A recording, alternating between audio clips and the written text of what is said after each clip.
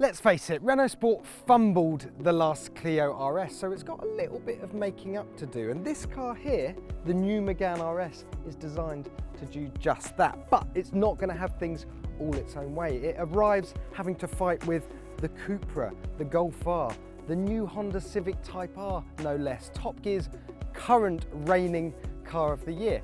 But just a side note, I think there's space for plenty of hot hatch talent. Hot hatch sales quadrupled in Europe since 2012. Okay, so the tech details. Under here we have a 1.8 litre 4-cylinder turbocharged engine, the same engine effectively you get in an Alpine A110, just in a higher state of tune. So 277 horsepower, 0 to 62 in 5.8 seconds, which is bang on the Honda Civic Type R. In terms of the chassis, well, you can have a sport chassis or you can have a cup chassis that's 10% stiffer. You can have a 6-speed manual or a 6-speed twin clutch auto. Now, the Megane RS has always been the more extreme, the more hardcore end of the hot hatch spectrum, so I suspect cup chassis and manual gearbox is the way you want to go.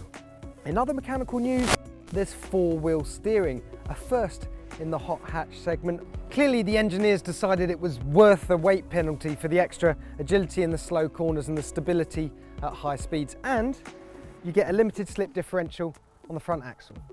You'd have to say it's a pretty good looking car, isn't it?